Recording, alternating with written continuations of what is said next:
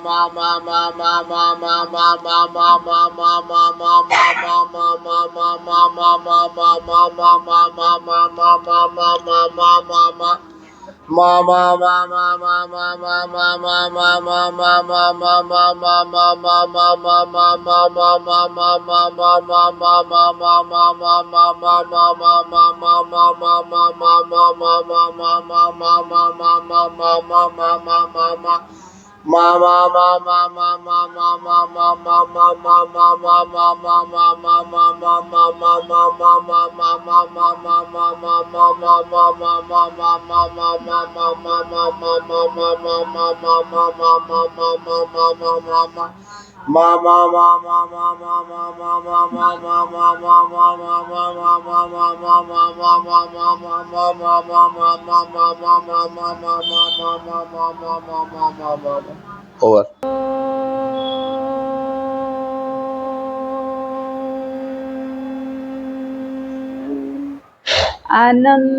आनंदमयी चैतन्यमयी सत्यमयी परमे सत्यमयी परमे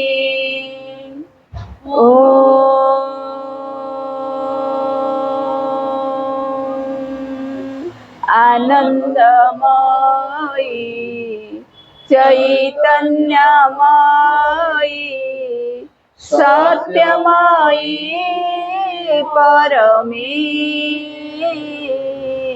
सत्यमयी परमे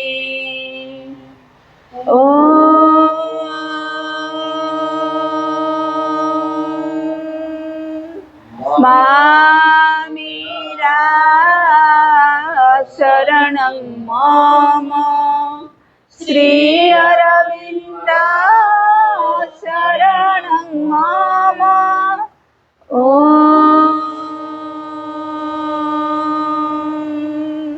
मामीरा शरणं मम श्री अरविन्द शरणं मम ॐ नमो भगवते श्री अरविन्दाय ॐ नमो भगवते श्री अरविन्दाय जय जय भगवती जय जय माँ जय जय भगवती जय जय माँ। ओ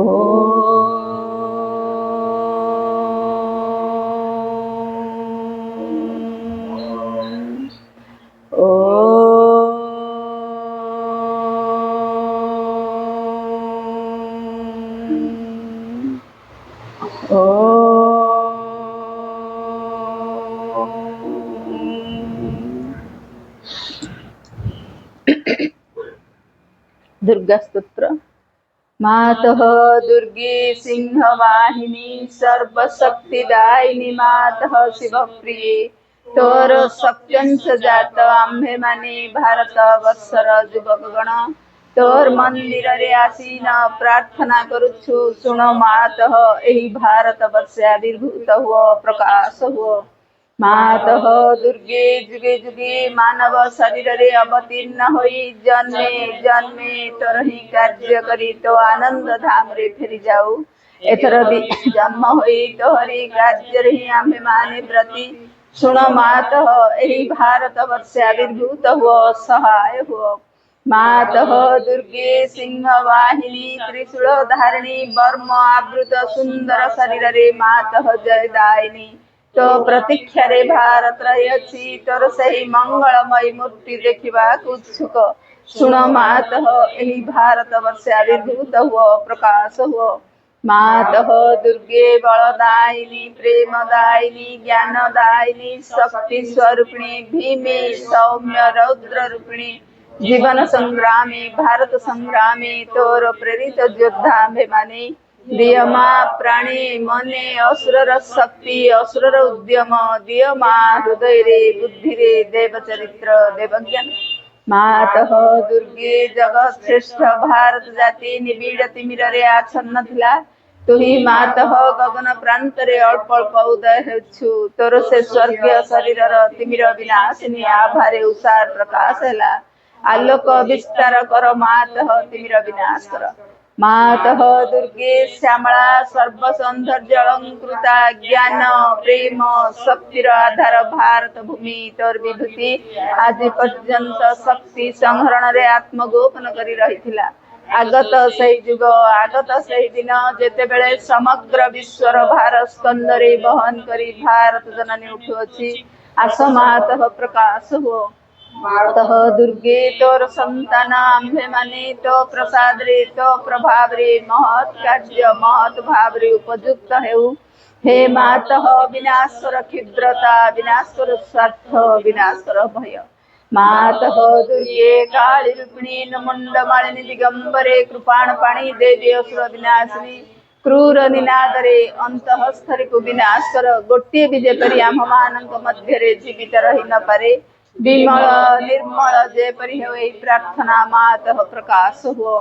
मातः दुर्गे स्वार्थ भय क्षुद्राशय तार म्रियमाण भारत हे मातः आम्भ मानंकु महत् कर महत् प्रयासी कर उदार चेता कर सत्य संकल्प कर जेपरी अल्पासी निश्चेष्ट अलस भयभीत न।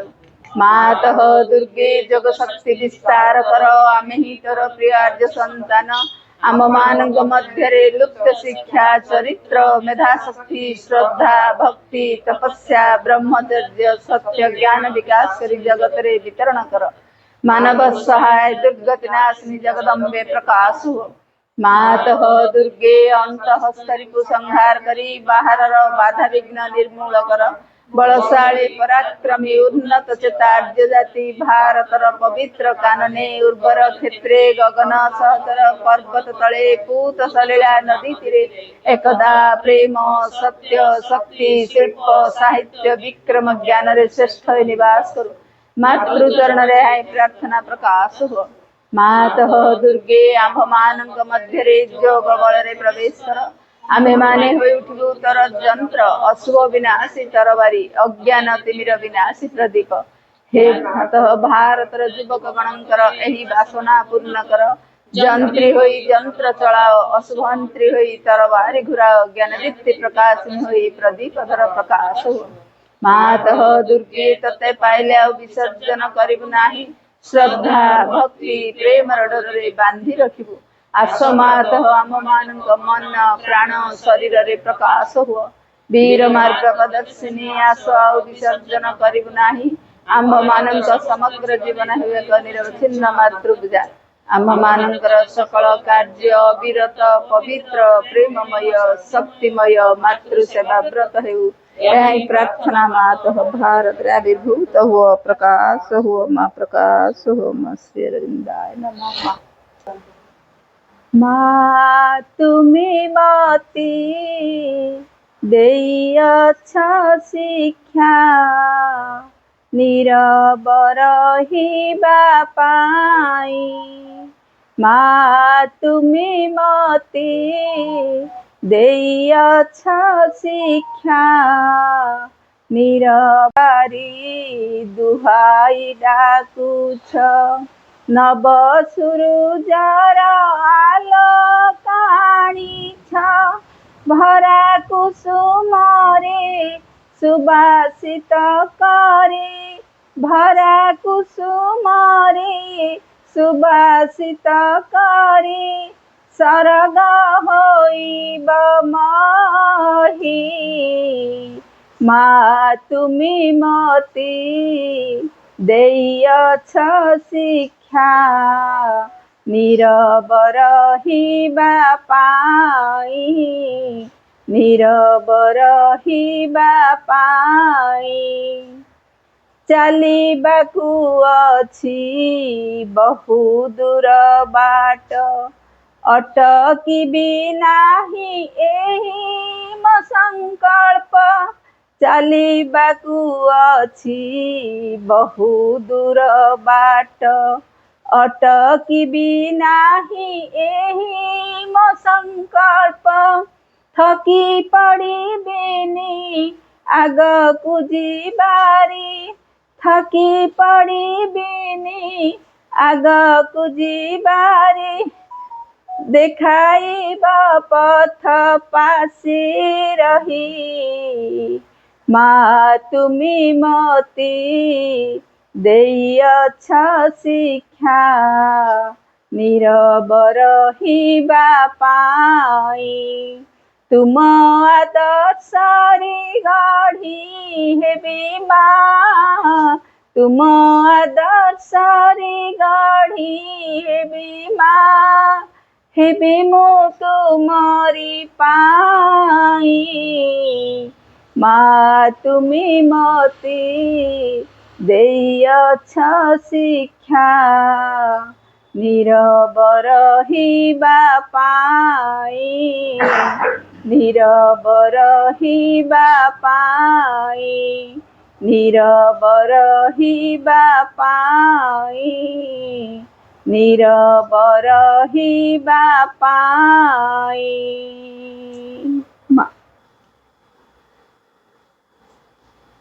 प्रणाम at the lotus feet of the Divine Mother. करुणामयी माँ परम प्रभु श्री अरविंद उपस्थित समस्त मातृ संतान जो विषयटी आलोचना रखी आशा में माँ कर योग्य हो उठा है आम केमी माँ कर योग्य हवा से कथाटी को चिंता करिया मुई अपाकर गाँ पाक जाए मंगलपुर जाए अपाक गाँ को जाए मुझे घटना आरंभ करी आज आसा बेले प्रथम मुझे अपा घर कौटी कौन पचार मुझे गाँव को जाए मंगलपुर कि जाए मंगलपुर प्रथम जी मत नहीं जाते सी हूँ परमानंद भाई से परमानंद भाई मोर स्पीच शुणी टेनसा बणईगढ़ दीटा जगार से मो स्पीच शुणला से जो जानिए मोर स्पीच अच्छी सी पलि आसती सुंदरगढ़ रू पलि आसती राउरकेला रू पलि आसती तार भारी आग्रह मो स्पीच शुणा तेणु जहाँ से मत प्रपोजाल दे भाई आम गाँव में गोटे प्रोग्राम हम आप निहाती वर्ष आसवे गाँटा से नुआ गाँव में गोटे कैंप हम बिल भितर गोटे चालिया घर चाल घरटा बाड़ खाई अमरी बाड़ करी कराई मैंने ठीक अच्छे से गोटे 1100 मॉडल फोन टे धरती स्मार्टफोन धर नी तेणु घरे से कही भाई एमती जी तुम बस ओह्लेबे बस स्टाण्ड रिसीव कर घरे नब खाया दे रखी तो मुझे राति ट्रेन में पहुँची तेणु सका सका पारे तेणु भाई ट्रिटमेंट जमी किसी असुविधा न हुए तेणु मु मोर जा पहुँची 12टा पाखापी पहुँची परदिन प्रोग्राम हम शनिवार दिन पहुँची सी बैंक सारिकी आसवे अच्छा पुओटी को से कहीदे तू भाई को आण सी जा खोजुची को भाई आसिले कहीं 3टा 4टा बस गला सी आ पाऊना है पाऊना मुझे देखुची सी मत चिन्ह मुझे चिन्ह ସେ ମତେ ଦେଖୁଛନ୍ତି କୋଉ ଭାଇ ସିଏ ମୁଁ ଏକାଠି ହେଇଥିଲୁ ସେ କୋଉ ଜାଣିପାରିବେ କି ମୁଁ ଅଜୟ ଭାଇ ବୋଲି ଜାଣିପାରିବେନି। ତାପରେ ମୁଁ ମୋର ପଚାରି ପଚାରିକା ତାଙ୍କ ଗାଁ ମୁଣ୍ଡରେ ତାଙ୍କର ଘରଟା ମୁଁ ସେଇଠି ପହଞ୍ଚିଗଲି ଯେମିତି ଆପ୍ୟାୟତ କରିବା କଥା ଖାଇବା ପିଇବା ଦେଇ ବିଛଣା ପତ୍ର କରିଦେଇଛନ୍ତି ମୁଁ ଟିକେ ରେଷ୍ଟ ନେଉଛି। 3:30 ପାଖାପାଖି ତା ପୁଅ ଆସି ପହଞ୍ଚିଲା। 12ଟା ବେଳୁ ଯାଇଛି 3:30 ବେଳେ ସେ ଆସିକି କହୁଛି ମା ମୁଁ ସେ ଭାଇକୁ ପାଇଲିନି, ସେ ଭାଇ ଆଜି ଆସିନାହାନ୍ତି। ତା ମା ହସି କହୁଛି ଭାଇ ଆସିନାହାନ୍ତି, ସେ ଆସି ଖାଇକି ଶୋଇଛନ୍ତି ଆଉ ଆସିନାହାନ୍ତି କଣ କହୁଛୁ। ତାପରେ 4ଟା 4:30 ଭିତରେ ଜଣେ ଭାଇ ଆସିକି ପହଞ୍ଚିଲେ, ତା ନାଁ ହଉଛି କରୁଣା ଭାଇ ବୋଲି, ନରସିଂହନଗରରୁ ସେ ପହଞ୍ଚିଲେ। ଯେହେତୁ ନୂଆ ଗାଁରେ କ୍ୟାମ୍ପଟା ହବ ତେଣୁ ସେ ଆଶ୍ରମ ଟିକେ ସଫାସୁତୁରା କରାହବ, ତେଣୁ କୋଡ଼ି କୋଦାଳ ଫୋଦାଳ ସବୁ ଧରିକି ଯିବେ ବିଲ ଭିତରେ ଆଶ୍ରମଟା। ତାପରେ ମୁଁ କହିଲି ଭାଇ କୁଆଡେ ବାହାରିଲେ, ମତେ ସେ ଚିହ୍ନିନାହାନ୍ତି କି ମୁଁ ଚିହ୍ନି, ସିଏ ମତେ ଚିହ୍ନିନାହାନ୍ତି କି ମୁଁ ବି ତାକୁ ଚିହ୍ନି। ଭାଇ କୁଆଡେ କୋଡ଼ି କୋଦାଳ ଧରି ବାହାରିଲେ ନା ଏଇଠି ଭାଇ ଆମର ଗୋଟେ ଆଶ୍ରମଟେ ଅଛି ତା ବିଲ ଭିତରେ ଦେଖନ୍ତୁ, ସେଠି କାଲି ଗୋଟେ ପ୍ରୋଗ୍ରାମ ଅଛି। ମୁଁ ଜାଣିଛି ସବୁ ପ୍ରୋଗ୍ରାମ ବିଷୟରେ ଆଉ ଆଚ୍ଛା ଆଚ୍ଛା ମୁଁ ଆଉ କହୁନି। ଠିକ ଅଛି କଣ ସେଟା ଟିକେ ସଫାସୁତୁରା କରାହବ, ଚାଲ ମୁଁ ଟିକେ ବୁଲିକି ଆସିବି, ଘରେ ବସି ବସିକି ଏତେବେଳେ ଆସି ବୋର ଲାଗିଲାଣି, ମୁଁ ବି ତମ ସହିତ ଯିବି ଆଉ ଚାଲ। ଗଲୁ ଧ୍ୟାନକେ, ମୁଁ ବି ଟିକେ ବାଡ଼ା ଫାଡ଼ା ସବୁ ସଳକେ ସୁଲଗା ଦେଲି, ସେ ସବୁ ମଇଳା ଲାଗିଥିଲା ତ କୋଡ଼ିରେ ତାଞ୍ଚିକି ସଫା କରିଦେଲି, ଆଉ ଘାସ ଫାସ ଥିଲା ତ ତାଞ୍ଚିକି ସଫା କରିଦେଲି, ଆଉ ଫ୍ଲାଗ ପୋଷ୍ଟ ଯୋଉ ଜାଗା ହବ ତାକୁ ଟିକେ ବାଗେଇ ବୁଗା ଦେଲି। ସେ ଭାଇ ମତେ ଖାଲି ଠୋର ଇଏ କିଏ କୋଉଠୁ ଆସିଛନ୍ତି କଣ ଆମ ସହିତ ମିଶି ପୁରା ଜୋରଦାର କାମ କରୁଛନ୍ତି। ସେଠୁ ସରିଲା, ଝିଅମାନେ ବି ଆସି ପହଞ୍ଚିଲେ, ପ୍ରାୟ 30-40 ଖଣ୍ଡେ ଝିଅ ଆସି ପହଞ୍ଚିଲେ। ସେମାନେ ଲିପା ଲିପି ସବୁ କରି ପକେଇଲେ, ଯୋଉଠି ଯାହା ସବୁ ଥିଲା ତଛାଞ୍ଚି କରିଦେଇଛୁ ଆମେ। ସେ ଆସିଲେ ଲିପାଲିପି କରିଦେଲେ, ବାଡରା ଯୋଉ ବକେଟିଂ ଯାଇଥିଲା ତାକୁ ଖୁଣ୍ଟି ଦେଇକିରି ଟାଇଟ୍ କି ଭିଡ଼ିକି ତାକୁ ଆଉ ଥରେ ସଜାଡ଼ି ସୁଜା ଦେଲେ। ତେଣୁ ହନୁମାନ ଭଳିଆ ସମସ୍ତେ କାମ କରୁଛନ୍ତି ପୁରା, ମାନେ ଆସନ୍ତାକାଲି ପ୍ରୋଗ୍ରାମ ଆଜି ପୁରା ସଜାଡା ଚାଲିଛି। ତାପରେ ରୁମ୍ ମଧ୍ୟ ଲିପାଲିପି କରିଦେଇଛନ୍ତି, ଝଡାଝଡି କରିଦେଇଛନ୍ତି, ଫଟୋ ଫଟୋ ସଜଡା, ଫୁଲ ଫୁଲ ଯେମିତି ଯାହା କରିବା କଥା ପୁରା ଆଜି ସଜେଇଛନ୍ତି, କାଲିକା କିଛି କାମ ଯଦି ବାକି ନ ରହେ ଏ ପ୍ରକାର କରାହେଇ। ତାପରେ ଯାଉ ସନ୍ଧ୍ୟା ବେଳକୁ ସବୁ ଫେରିଲେ, ଯେହେତୁ କରେଣ୍ଟ ନାହିଁ ତେଣୁ ଫେରିଲେ ସବୁ ଘରକୁ, ମୁଁ ବି ତାଙ୍କ ସହିତ ପଳେଇ ଆଇଲି। ତା ପରଦିନ ମୁଁ ବଢିଆ ପ୍ରୋଗ୍ରାମଟା ତାହେଲେ ଟିକେ ହବ ଜଣା ପଡୁଛି, ନାଇଁ ଭାଇ ହଁ ଏଠି ଗୋଟେ ହବ କାଲି ଆଉ ମୁଁ ବି ମୁଁ କାଲି ଆସିବି, ମୁଁ ଆଉ କହୁନି କିଏ ବୋଲି ସସ୍ପେନ୍ସ ରଖିଛି। ତାପରେ ମୁଁ ଯାଇ 9ଟା ବେଳକୁ ପହଞ୍ଚିଗଲିଣି, 9:30 ଫ୍ଲାଗ ଏଷ୍ଟିଂ। ଆଚ୍ଛା କରୁଣା ଭାଇ ପରାନନ୍ଦ ଭାଇକି ଫୋନ କରୁଛନ୍ତି, ଭାଇ କୋଉ ଗେଷ୍ଟକୁ ଠିକ କଲେ ସେ ଏପର୍ଯ୍ୟନ୍ତ ଆସିଲେନି ଯେ ଫ୍ଲାଗ ଏଷ୍ଟିଂ ଆମର କରିବ କିଏ, ଆଉ ଏ ଆଲୋଚନା ଏତେ ବଡ ପ୍ରୋଗ୍ରାମ ଏତେ ଲୋକଙ୍କୁ ଡକା ହେଇଗଲାଣି, ଏଇଟା ହବ କେମିତି ଭାଇ, କଣ ଏମିତି କୋଉ ଗେଷ୍ଟକୁ କହିଲେ ତାଙ୍କର କଣ ଏମିତି ଗୋଟେ ସମୟ ଜ୍ଞାନ ରହୁନି ନା କଣ, ମୁଁ ଶୁଣିଛି ସବୁ। ରହ ବ୍ୟସ୍ତ ନା ମୁଁ ଯାଇ ପହଞ୍ଚି 10 ମିନିଟ୍ ଭିତରେ ପହଞ୍ଚି 9:25ରେ ପହଞ୍ଚିଲେ ପରାନନ୍ଦ ଭାଇ ସେଣ୍ଟରରେ ପହଞ୍ଚିଗଲେ। କଣ ହେଲା କୋଉ ଗେଷ୍ଟକୁ ଡାକିଥିଲେ କଣ ଆମର ଫ୍ଲାଗ ଏଷ୍ଟିଂ କିଏ କରିବେ, ମୁଁ ତାକୁ କହୁଛି ଭାଇ ମତେ ତ ଏଠି କେହି ଚିହ୍ନ ନା, ମୁଁ ଫ୍ଲାଗ ଏଷ୍ଟିଂ କରିଦେଲେ ଚଳିବନି, ଭାବିବେ ଗେଷ୍ଟ ବୋଲି। ହେଲେ ନା ମ ଆମର ଗେଷ୍ଟକୁ ଡକା ହେଇଛି ନା, ଆଉ ଆପଣ କେମିତି ଗୋଟେ ଫ୍ଲାଗ ଏଷ୍ଟିଂ କରିଦେବେ, ଆମ ଗେଷ୍ଟକୁ ଯିଏ ସେଠୁ ପରାନନ୍ଦ ଭାଇ କହୁଛି ଆଉ ସେ କିଏ, ସେ ବା ଆମ ଗେଷ୍ଟ। ଭାଇ ଇଏ ଆମ ଗେଷ୍ଟ, କାଲିଠୁ ଆସିକି ଆମ ସହିତ ଖଟୁଛନ୍ତି ତୁ ହେଲା, ଇଏ ଆମ ଗେଷ୍ଟ। ସିଧା ସିଧା ଗୋଡ ତଳେ ପଡିଗଲା, କହିଲା ଭାଇ ମୁଁ ଚିହ୍ନି ପାରିନି, ମତେ କ୍ଷମା କରିବେ ହେଲା, ମୁଁ ଚିହ୍ନି ପାରିନି ଭାଇ, ଏଇଟା ଆମ ମାଙ୍କ ଧାରାରେ ନଥାଏ, ତମେ ଯୋଉ ଡେକୋରମ ଦେଖଉଛ ଏଇଟା ଆମ ମାଙ୍କ ଧାରାରେ ନୁହେଁ, ବୁଝିଗଲା। ତେଣୁ ମାଙ୍କ ଧାରାରେ ଯୋଉଟା ତମେ ସେଇ କାମଟା କର, ଏଇଟା ଆମ ମାଙ୍କ ଧାରାରେ ନୁହେଁ, କଣ ଗୋଟେ ନାଇଁ। ତାପରେ ମୋର ସ୍ପିଚ୍ ଶୁଣିଲା ପରେ ପୁରା ଇମୋସନ ହେଇଯାଇଛନ୍ତି, କହିଲେ ବାସ୍ତବରେ କର୍ମୀ ଯାହାକୁ କୁହାଯାଏ, ଏତେ ଦିନ ପରେ ଜଣଙ୍କୁ ମୁଁ ପାଇଲି ସେ ହଉଛନ୍ତି ଆପଣ ହେଲା। ଆଉ ଆମ ପ୍ରୋଗ୍ରାମକୁ ଆସି ଏଠୁ ମଧୁ ଭାଇ ମଙ୍ଗଳପୁରର, ତାଙ୍କ ଘରେ ହିଁ ପ୍ରଥମ ପାଠଚକ୍ର ଯୋଉଠି ବାବାଜୀ ଯାଇକି ପହଞ୍ଚନ୍ତି, ମଙ୍ଗଳପୁରର ମଧୁ ଭାଇଙ୍କ ଘରେ ହିଁ ବାବାଜୀ ମହାରାଜ ପହଞ୍ଚନ୍ତି। ଏଠି ଗୋପୀନାଥ ସାର୍ ବୋଲି ଜଣେ ଅଛନ୍ତି, ତାଙ୍କ ଝିଅ ନାଁ ହଉଛି ସଞ୍ଜୁ ବାପା, ତାଙ୍କ ଘରେ ବାବାଜୀ ମହାରାଜ ପହଞ୍ଚନ୍ତି, ଚପକ ଲାଲ ପହଞ୍ଚନ୍ତି। ତାଙ୍କୁ କହିଛନ୍ତି ତମେ ଖାଲି ଯେତେବେଳେ ମୁଁ ତ ପାଠ ପଢିନି କେମିତି ଭାବରେ କଣ, ମୁଁ ସେଠୁ ଡାଟା ନେଲି କେମିତି ଏଠି ପାଠଚର ହେଲା କଣ ହେଲା।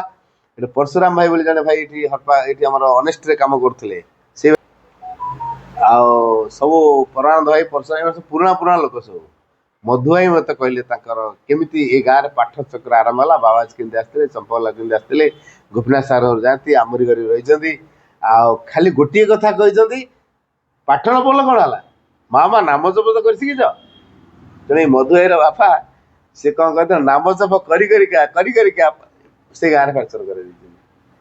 ଗାଧୋଉଥିବେ ନାମ ଜପ କରୁଥିବେ, ହଳ ବୁଲିବାକୁ ଯାଉଥିବେ ବିଲରେ ନାମ ଜପ କରୁଥିବେ ହେଲା। ଏଇ ଯୋଉ ଜପର ପ୍ରଭାବରେ ସେ ଅଞ୍ଚଳ ସାରା ପାଠ ତୈରି ହେଇଛି।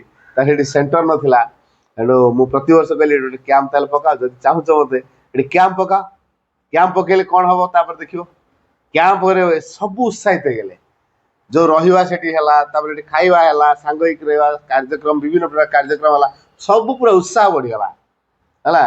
ତାପରେ ସେଇଠୁ ଚିନ୍ତା କରାଗଲା ଏଠି ଗୋଟେ ଶିକ୍ଷା କେନ୍ଦ୍ର କରିବା।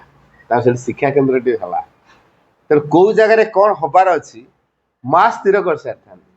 କେବଳ ପ୍ରକୃତ ଯନ୍ତ୍ରଟି ଯିଏ ତାକୁ ମା ସେଠିକି ପଠେଇବେ। ତେଣୁ ମୁଁ ସେ ଗାଁକୁ ନ ଯାଏ, ସେ କହିଲେ ଏଇ ଭାଇ ଆସିଲା ପରଠୁ ଆମ ଗାଁର ପାଠର ପ୍ରଭାବଟା ଜୋର ହେଇଛି, ଆଉ ଏଠି ସେଣ୍ଟରଟି ବି ହେଇପାରିଛି, ତାପରେ ଟ୍ରଷ୍ଟ ବୋର୍ଡ ବି କରିଛନ୍ତି, ସେଥିରେ ମତେ ଆଡଭାଇଜର ବୋର୍ଡ ବି ରଖିଛନ୍ତି ହେଲା। ମୁଁ ଆଜି ଯେତେବେଳେ ଶୁଣିଲି ଭାଇ ଅପାଙ୍କ ଘର ସେଇ ପାଖରେ, ମୁଁ ଆଉ ଜାଣିନଥିଲି ଏତେ, ହୁଏତ ମତେ ଦେଖିଦିଏ, ଯଦି କେବେ ଯାଇଥିବେ ମତେ ଦେଖିଦିଏ। ଆଉ ସେ ପାଖାପାଖି ଯେତେ ଗାଁ ମୁଁ ପ୍ରାୟ ସବୁ ଗାଁ ଗୁଡାକ ପାର୍ଟିସିପେଟ କରିଛି, ବାଗୁଡି ଫାଗୁଡି ସବୁ, ମାଣିତ୍ରୀ ବି ଯାଇଛି, ମାଣିତ୍ରୀ ବି ମୁଁ ଯାଇଛି, ଜଗନ୍ନାଥ ବୃଷ୍ଟି ସେଠି ସେ ମୁଁ ଯାଇଛି ମାଣିତ୍ରୀ ହେଲା। ହଁ ହଁ ହଁ ସେଠିକି ମୁଁ ଯାଇଛି ନା, ସିଙ୍ଗାଖୁଣ୍ଟା ବି ମୁଁ ଯାଇଛି, ବାଲେଶ୍ୱର ଜିଲ୍ଲା ଜୟପୁର ଆଶ୍ରମରେ ଆଚାର୍ଯ୍ୟ ଭାଇଙ୍କ ପାଖରେ ଯିଏ ରହୁଛନ୍ତି ତାଙ୍କରି ଗାଁ ସେଠି, ପ୍ରଶାନ୍ତ ପରିଡ଼ା, ଶରତ ପରିଡ଼ାଙ୍କର ଭାଇ, ବୁଝିଗଲା। ଏଇ ଅପା ଯୋଉ କହୁଛନ୍ତି ସିଙ୍ଗାଖୁଣ୍ଟା ତାଙ୍କ ନୂଆ ଗାଁ ସେଇ ପାଖରେ, ତାଙ୍କ ସିଙ୍ଗାଖୁଣ୍ଟା ବାଲେଶ୍ୱର ସେଇ ଗାଁର, ବୁଝିଲା, ସେଇ ଗାଁର। ସେଠି ଗୋଟେ ପ୍ରଭାତୀ ଅପା ବୋଲି ଗୋଟେ ଅପା ବି ଥିଲେ, ସେ ଗୋଟେ ସ୍କୁଲରେ ବି କରୁଥିଲେ, ଇନ୍ଦ୍ରାବତୀରେ ଯାଇକି ସେ ରହିଛି ହେଲା। ସେଠୁ ସ୍କୁଲଟେ ଚାଲିଥିଲା, ତାଙ୍କ ଗାଁଠୁ ଟିକେ ଦୂର, 2 କିଲୋମିଟର ଭିତରେ, 1.5 କିଲୋମିଟର ଭିତରେ।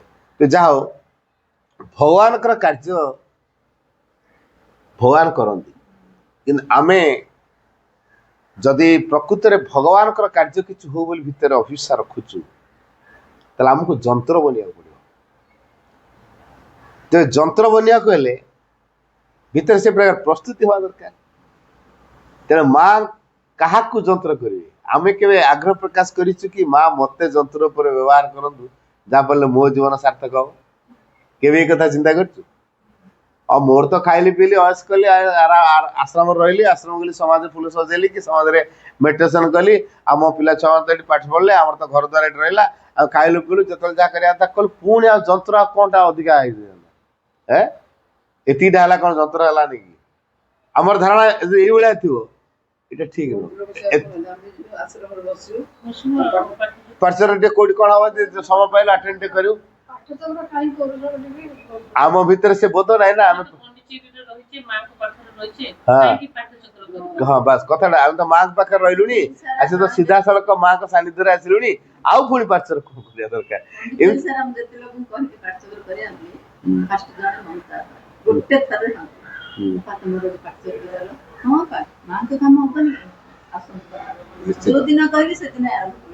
ଆଜ୍ଞା, କଥା ହଉଛି ପାଠଚକ୍ର ମାଧ୍ୟମରେ ଆମେ ତିଆରି ହଉ ହେଲା। ଜଣେ ଯନ୍ତ୍ର କାହାକୁ ଆମେ କହିବା, ମାଙ୍କର ପରିପୂର୍ଣ୍ଣ ଯନ୍ତ୍ର ଯିଏ, ତା ଭିତରେ ଗୋଟେ ବିନମ୍ରତାର ଭାବ ଥାଏ, ଅର୍ଥାତ୍ ସେ ଅନୁଭବ କରିଥାଏ ମା ବିନା ମୁଁ କିଛି ନୁହେଁ, ମା ବିନା ମୁଁ କିଛି ଜାଣିନି, ମା ବିନା ମୁଁ କିଛି କରିପାରିବି ନାହିଁ। ଏଇଟା ହେଲା ବିନମ୍ରତା ଲକ୍ଷଣ। ମୋର ଯେତେ ସାମର୍ଥ୍ୟ ଥାଉ, ମୋର ଆର୍ଥିକ ଦିଗରେ ମୁଁ ଯେତେ ଉନ୍ନତ ହେଇଥାଏ, ମୋର ଫିଜିକାଲି ମୁଁ ଯେତେ ଷ୍ଟ୍ରଙ୍ଗ ଆଣ୍ଡ ଷ୍ଟାଉଟ୍ ହେଇଥାଏ, ମୋର ଲୋକବଳ ଯେତେ ଥାଆନ୍ତୁ, ମୋର ଯେତେ ସମ୍ମାନ ମାନ ସମ୍ମାନ ଯଶ ଯେତେ ବି ଥାଉ, ଲୋକଙ୍କ ଦ୍ୱାରା ମୁଁ ଯେତେ ଆଦୃତ ହେଇଥାଏ ନା କାହିଁକି, ସେ ସବୁ କିଛି ଏଠି ହିସାବ ହବନି। ତେଣୁ ଗୋଟିଏ କଥା ହିସାବ ହବ, ମାଙ୍କ ପ୍ରତି ଆମର ଭାବ କେମିତି ଅଛି, ସେଇଥିରେ ଆମେ ମାଙ୍କ ସହିତ ସମ୍ପୃକ୍ତି ହେବା। ଏଇ ମାଙ୍କ ସହିତ ଯୋଉ ନିବିଡ଼ତମ ସମ୍ପର୍କ ସେତେବେଳେ ତିଆରି ହବ ଯେତେବେଳେ ମା ପାଖରେ ମୁଁ ଅନୁଭବ କରି ଗୋଟେ ଛୋଟିଆ ଶିଶୁ। କେବେ ଆମେ ଅନୁଭବ କଲେଣି ମୋ ମା ପାଖରେ ଗୋଟେ ଛୋଟ ଶିଶୁ ବୋଲି? ଛୋଟିଆ ଶିଶୁ ସମ୍ପୂର୍ଣ୍ଣ ରୂପେ ତା ମା ଉପରେ ଭରସା କରେ। ତା ଛୁଆ କାନ୍ଦୁଛି, କାହିଁକି କାନ୍ଦୁଛି ତା ମା ହିଁ ଜାଣିଥାଏ। ତା ଛୁଆର କଣ ଦେଲେ ସେ ଖୁସି ହବ ବା ତୁନି ହବ, ତା ମା ହିଁ ଜାଣିଥାଏ। ସେ ମାଗେନି ମତେ ହରଲିକ୍ସ ଦିଅ, ମତେ ସେରେଲାକ୍ ଦିଅ, ମତେ ଲାକ୍ଟୋଜେନ ଦିଅ, କି ଫ୍ରୁଟ ଜୁସ୍ ଦିଅ, କି ଅନ୍ୟ କିଛି ଦିଅ, ପରିବା ସିଝା ଦିଅ, कि चकटा किसी दियो कि लिक्विड किसी दियो से कौन मागे किंता माँ ताको जानी था कौन देले से बर्तमान चुप हो से बर्तमान शोइया को चाहूची कि काख को चाहूची कि बुलिया को चाहूची कि आउ किछि करबा को चाहूची ता माँ ही जानी था ये जदि आम माँ से आम कथा जानना ताले आमे केवल अनुभव करिया दरकार जे मु माँ पाखरे गोटे छोट शिशु मु जदि माँ पाखरे गोटे छोट शिशु ताले शिशुर काम कौन से मागिबनी माँ पर भरोसा करथियो आमे कौन करछु हमर पेटी डिजायर सब अछि माँ को मागुछ हमर कामना को चरितार्थ करिया पे आमे माँ को मागुछ अर्थात आम कामनार चरितार्थ पाई आमे माँ को व्यवहार करूछु हैला आ माँ कर कोन जंत्र माँ को आमे व्यवहार करूछु आम काम रे सी पूर्ण कर देबे किंतु माँ द्वारा आमे केतल व्यवहृत हबु एटा हला जंत्र लक्षण माँ जो आमको व्यवहार करेंगे से जंत्र हवा आमे बर्तमान माँ को व्यवहार कर आम काम तुम मोर यहाँ कर दियो सेटा कर दियो सेटा कर दियो माँ है काले मन पड़े न पड़े लिस्ट करके नौचु काले समाज में एति कथा जनइबी है लिस्ट करके नौचु घर माँ माँ माँ देह खराब अच्छी छुआर परीक्षा अच्छी मार बार्थडे अच्छी क्या आज गोटे कौन गोटे पूरा लिस्ट कर नहीं काले बुली बुला जीवु कि यही समाज रे कहूँ माँ पाखे है तो एटा माँ सहित यथार्थ संपर्क नुहे माँ को जो मागुचु माँ को तो मागिया छुआ माँ को कहता नहीं गली करता नहीं तार से हक अधिकार अच्छी बोली से माँ पाखे डिमांड कर ये जी मो माँ को कहबी मो माँ जान ना किए जान मोर अति निजर किए मो माँ तेणु ये जब मो डिवाइन मदर ये मत सृष्टि कर संसार को सी पठे मत मोर चरित्र मोर चेतना को सी तैयारी कर मत सब सत्ता को सी क्रियाशील करोची तेणु सी जानी मत कहीं कौ संसार को पठे कौ कम उद्दिष्ट करने मत पठे तेणु सी जेहेतु जानी मोर तापर भरोसा करिया दरकार तेणु मु माँ को काम करिवारे आनंद नेबी माँ को काम व्यतीत मत आउ किसी आनंद दब नहीं मो निजर स्वार्थ पाई बा मो परिवार पाई मु किसी काम करिवि नहीं मु जहा करी केवल भगवान पे करिवि to love the divine for the sake of the divine alone to think only of the divine, do only for the divine, and live only for the divine. ये जो चार्टा कथा मु कहली, to love the divine for the sake of the divine alone. आमे जदि माँ को भल पाउछु, कौन भगवान को पाई भगवान भल पाइछु? जदि आमे माँ को भल पाइछु, ताले माँ को पाई माँ को भल पाइछु की? ना मो परिवार पाई मो निज पाई भल भगवान भल पाइछु. टी निज को प्रश्न करिवा, मु जदि भगवान को भल पाइछि ताले भगवान को पाई भगवान भल पाइछि ना मो निज किछि चरितार्थ करी पाई मो मां भल पाइछि मो परिवार सुख शांति पाई मो परिवार समस्त एजुकेशन विकास पाई भल भल जॉब करिवे पैसा अधिक रोजगार हम जगह बाड़ी सब किनिबी मटेरियल डेवलप करी तेणु माँ दरकार मोर माँ नहले पिला माने किछि करि परिबेनी तेणु ये उद्देश्य रे मु जदि माँ को डाकुथि माँ तो देबे किंतु परवर्ती पर्याय जो परिस्थिति आसो ताकू सम्मुखीन हो पार तो बड़ा हार्डशिप देख जा पड़ो क्या माँ को मागी देचु न मागी लोक जहाँ हम सब बेटरमेंट हो मागी लोक जापारे ठीक से मागी भूल मागी God knows better than what we know भगवान जानते आम कौटा प्रकृति भल आम कौन जान आम कौटा भल आम प्रकृति कौटा भल जानते केवल माँ माँ को मागुचु कहीं छुआ माँ के अनिष्ट करे कौ माँ ता छुआर अनिष्ट करे भगवान को जी डाके रोग बाग हुए देखा मेडिकल जाते पेसेंट पचार ना अधिक भगवान डाकिदेली तार बीपी बाहर पड़ी अधिक भगवान डाकिल एत बीपी बाहर लगे फुल टेंशन भगवान रखा हो टेंशन रिलीज है हार्ट अटैक हवा पर तोर हार्ट अटैक केमती होगा हठात अधिक भगवान डाकिदेल कि ना ब्लड कैंसर केमती होगा बड़ बड़ रोगी मैंने पचारतु भगवान डाकिले अधिक है ना बर डॉक्टर लिखुची आमे तो मेडिसिन लिखि दउछु भगवान भल करिवे आरएक्स लिखुछ ना नहीं है माने आमे तो ट्रीटमेंट करूछु कि भगवान भल करिवे तेणु भगवान ही समस्त जहाँ भल से केबे आम भितर बोध तैयारी भगवान मो जहाँ कर ठीक कर बोधटा मोर ना तेणु माँ को भल पाऊँ केमी कहीपर ତେଣୁ ଯିଏ ଲଭ୍ ଦି ମଦର ମିନ୍ସ କ'ଣ? ମାଙ୍କୁ ଭଲ ପାଉଛି ମାନେ କ'ଣ? ଯାହା ମତେ ଦେଇଛନ୍ତି ମୁଁ ସେଥିରେ ଖୁସି ତ, ନା କିଛି ମାଗୁଛି? ଯଦି ମାଗିବା ଆରମ୍ଭ କଲି ବା ମୁଁ ସେଥିରେ ସନ୍ତୁଷ୍ଟ ହେଇପାରିଲିନି, ତାହେଲେ ମୁଁ ଭଗବାନ ଭଲ ପାଉନି। ଯାହା ଦେଇଛନ୍ତି ସେଥିରେ ଖୁସି ହେବା ଦରକାର ହେଲା। ମା ଗୋଟେ ବାଣୀ ମଧ୍ୟ ସେ ସମ୍ପର୍କ ଦେଇଛନ୍ତି, you should be satisfied with what you have but never be satisfied with what you are. ବାଣୀ ମନେ ହେଲା, ମା ଥରେ କହୁଛି, you should be satisfied with what you have. ତମର ଯାହା ଅଛି ତମେ ସେଇଥିରେ ଖୁସି ହୁଅ, ସେଥିରେ ଖୁସି ହେବା ଉଚିତ। ଯାହା ମୋର ଅଛି, ମୋର ଚାଳ ଘରଟେ ଅଛି, ମୋର ଛୋଟିଆ ଟ୍ୟୁସନ କେତେଟା ଅଛି, ମୁଁ ସେଇଥିରେ ବଞ୍ଚୁଛି, ମୁଁ ଏଇଥିରେ ଖୁସି ହେବି ତ? ମୋ ସାଙ୍ଗମାନେ ଡକ୍ଟର ଇଞ୍ଜିନିୟର ହେଇକି ବୁଲୁଛନ୍ତି, ଲେକ୍ଚର ହେଇକି ବୁଲୁଛନ୍ତି, ମୁଁ ତାଙ୍କ ସହିତ ଜେଲସ୍ ହେଇକି ମାଆକୁ ଅଭିମାନ କରି କହୁନି ତ ମତେ ତମେ ଭିକାରଟା ଭଳିଆ କରିଛ, ସେମାନଙ୍କୁ ଲେକ୍ଚର କରିଦେଲ, ଡକ୍ଟର କରିଦେଲ, ଇଞ୍ଜିନିୟର କରିଦେଲ, କେମିତିଆ ମା ତମେ ହେଇଛ? ତମେ ତ ତାର ମା, ମୋରି ମା, ଆଉ ମତେ ଏମିତି କରିଛ, ତାକୁ ସେମିତି କରିଛ, ଯେ କେମିତିଆ ମା? କି ବିଚାର ତମେ କରୁଛ? ତମକୁ ଡାକି ମୋର କ'ଣ ଫାଇଦା? ମୁଁ ଯଦି ତା ସହିତ ମୁଁ ନିଜକୁ କମ୍ପେୟାର କରିବି, ତା ଭଳିଆ ମୁଁ ହବା ପାଇଁ ଆସିଛି କି ସଂସାରକୁ? ମୁଁ କାହିଁକି ତାକୁ ଦେଖୁଛି? ମୁଁ କ'ଣ ତା ଭଳିଆ ହବା ପାଇଁ ଆସିଛି? ମତେ ଯିଏ ସଂସାରକୁ ପଠେଇଛି, କାହିଁକି ସଂସାରକୁ ପଠେଇଛି କେବେ ଆମେ ଚିନ୍ତା କରୁଛୁ? ବିବେକାନନ୍ଦ ଗୋଟେ ସ୍କୁଲରେ ପଢୁଥିଲେ, 3 କ୍ଲାସରେ ଯେତେବେଳେ ହେଇଥିଲେ, ତାଙ୍କ ସ୍କୁଲକୁ ଇନ୍ସପେକ୍ଟର ଆସିଲେ ବୁଲିବା ପାଇଁ। ତ ସାର୍ ମାନେ କହିଥିଲେ କାଲି ସବୁ ବାବୁ ଆସିବେ, ବଢିଆ ସଫାସୁତୁରା ହେଇକି ଆସିବ, ଆଉ ସବୁ ପ୍ରିପେୟାର ହେଇକି ଆସିଥିବ। ବାବୁ କାହାକୁ କେତେ ପ୍ରଶ୍ନ ପଚାରି ଦେବେ ନା, ସଠିକ ଉତ୍ତର ତମେ ସବୁ ଦେଇପାରିବ।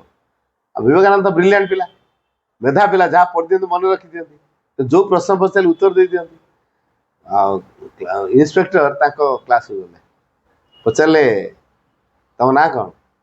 ନାଁଟି କହିଲା। ତ କୋଉ ଶ୍ରେଣୀରେ ପଢୁଛ? ନା 3ୟ ଶ୍ରେଣୀରେ। ପାଠ ପଢିକି କ'ଣ ହବ ବୋଲି ଚିନ୍ତା କରିଛ? ଲକ୍ଷ୍ୟ କ'ଣ ରଖିଛ? ସେ କହିଲା ଆଜ୍ଞା ମୁଁ ଟଙ୍ଗାବାଲା ହେବି। ଟଙ୍ଗାବାଲା କ'ଣ ବୁଝୁଛନ୍ତି? ଯେ ଟଙ୍କା, ଏଇ ଯୋଉ ଟଙ୍କା ଗାଡି ଯିଏ ଟାଣେ, ଗୋଟେ ଘୋଡାଟେ, ଗୋଟେ ରଥ ଭଳିଆ ଗୋଟେ ଗାଡ଼ିଟେ ନଥାଏ, ରଥ ଭଳିଆ ଗୋଟେ ଗାଡ଼ିଟେ ଥିବ, ତା ଘୋଡାଟେ ଟାଣୁଥିବ, ଏଇଟା ଟଙ୍କା ବୋଲି କହନ୍ତି। କହିଲା ମୁଁ ଟଙ୍ଗାବାଲା ହେବି। ତାଙ୍କ ସ୍କୁଲ କ୍ଲାସ ଟିଚର ମୁଣ୍ଡ ଖାଲି ଗରମ ହେଇଗଲାଣି, କି ପିଲାଟା ମ, ଶଗଡ଼ ତ ହେଲେ ବଳଦ ଟାଣିବ ହେଲା, ରଥ ଯେମିତି ଆମର ମହାଭାରତ ଯୁଦ୍ଧରେ ଆମେ ସବୁ ସିରିଏଲ ଦେଖିଛେ, ଘୋଡା ଟାଣୁଥିବେ, ଅର୍ଜୁନକୁ ବସେଇଥିବେ, ଭଗବାନ କୃଷ୍ଣ ସାରଥୀ ହେଇଥିବେ, ଘୋଡା ଗାଡି ଟାଣୁଥିବ, ସେଇଟା ହଉ ଟଙ୍କା, ରଥ ଭଳିଆ ଯୋଉଟା। ସେଇଭଳିଆ ଗୋଟେ ଟଙ୍ଗାଟା ହଉଛି ଗୋଟେ ଘୋଡାଟେ ଟାଣୁଥିବ, ଗୋଟେ ଗାଡିଟା ଭଳିଆ ହେଇଥିବ, ଏଟା ଗୋଟେ ଘୋଡା ଟାଣୁଥିବ। ଏଇଟା ଠିକ ସେଇଭଳିଆ। ସେ କହିଲେ ମୁଁ ଟଙ୍କା ବାଲା ହେବି, ମୁଁ ଟଙ୍କା ଟାଣିବି। ତାଙ୍କ ସାରା ମୁଣ୍ଡ ପୁରା ଗରମ ହେଇଗଲା, କ'ଣ ଇଏ କି ପାଠ ପଢିଛି, ଏଟା କି ଉତ୍ତର ଦଉଛି ମ ଇଏ? ଯାଇସାରନ୍ତୁ, ତାପରେ ତାର ମୋର କଥାବାର୍ତ୍ତା। ଯାଇସାରିଲା ପରେ ବାବୁ ପଚାରିଲି କ'ଣ ଉତ୍ତର ଦେଲୁ?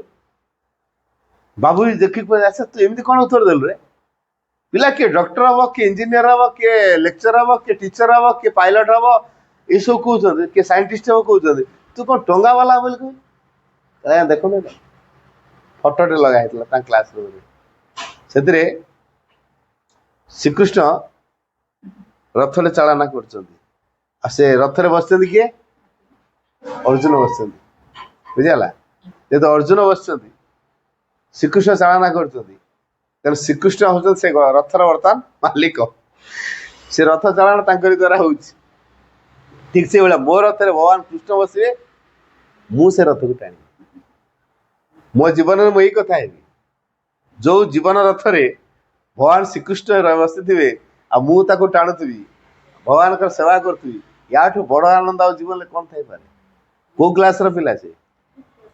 ତାଙ୍କ ସାରଙ୍କ ମୁଣ୍ଡ ଖରାପ, ସେ ଇନ୍ସପେକ୍ଟର ମୁଣ୍ଡ ଖରାପ, ଏ ପିଲା କି ଗହି ଚାଷ କରିଛି, ସେଇ ପିଲା ଦିନେ ପୃଥିବୀକୁ ଆଲୋକ ଦେଖେଇବ ନା ନାହିଁ? ଯୋଉ ପିଲା ଭିତରେ ଏଇଭଳି ଥଟ୍ସ ପିଲାଦିନରୁ ଆସିଲାଣି, ସାର୍ କ'ଣ ସେ କଥା ବୁଝିପାରୁଛନ୍ତି? ନା ତାଙ୍କର ସେ ଇନ୍ସପେକ୍ଟର ଯିଏ ଆସିଛନ୍ତି ସେ କଥା ବୁଝିପାରୁଛନ୍ତି? କେହି ବୁଝିପାରୁନାହାନ୍ତି। କିନ୍ତୁ ବାସ୍ତବରେ ହଉଛି କ'ଣ? ତା ଭିତରେ, ପିଲା ଭିତରେ କିଛି ଗୋଟେ କ୍ରିୟା ହଉଛି କି ନାହିଁ? ତାର ଅନ୍ତର୍ନିହିତ ଯୋଉ ବୋଧ ଶକ୍ତିର ଯୋଉ ଜାଗରଣ ଘଟିଛି, ସେ ବୋଧିଶକ୍ତି ବଳରେ ସେ କଥାଟା କହିଛି, ତା ମନ ସ୍ତରର ଏଟା କଥା ନୁହେଁ।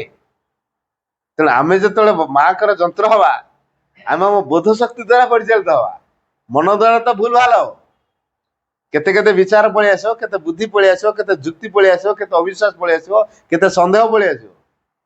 जेहेतु आम चलचंचल मन को लेकिन जीवन निर्वाह करछे ये चलचंचल मन किसी सिद्धांत नहीं हेनी तेणु जी माँ जंत्र प्रथम से मन को आग साइलेंट कर इंट्यूशन द्वारा से जागृत परिचालित हम तार से जापर कौटा ठीक कौटा भूल कारण ता इंट्यूशन बा संबोधि ताको जड़े दिए कौटा यथार्थ बा कौटा अयथार्थ तेणु माँ को भल पाइले यही सिद्धांत आसे माँ को भल पाए अर्थ माँ पाखे निजक देदेवा इन रिटर्न माँ को किसी डिमांड करवा यहाँ हूँ माँ को भल पाइबा माँ को भल पाइबार माने कौन माँ कहूँ माँ पाखे सबकि को देदेवा इन रिटर्न किसी आशा करवा ना यहाँ हूँ माँ को भल पाइबा तेणु माँ पाखे सबकि देदेवा इपरी निजक देदेवा निजर जहाँ अच्छी देदेवा निजर चिंता भावना क्रिया प्रतिक्रिया धन संपत्ति पद मर्यादा जहाँ जहाँ अच्छी सबकि माँ मु टोटाली जदि मु तांकर हो गली मुझे अलग क्या मोर दरकार हो मु तो माँ तेणु माँ जो पटे ने मुझे चली मत कौन खाया हम माँ डिसाइड करें मत कि कम करने माँ डिसाइड करें मु कौटी रही माँ डिसाइड करे मु कौन पिंधिबी माँ डिसाइड करे मु कौन देखी माँ डिसाइड करे मु को परिस्थितिर सम्मुखीन हेबी माँ डिसाइड करे मो जीवन प्रत्येक दायित्व माँ तुलेबी या बड़ गौरवर कथा किसी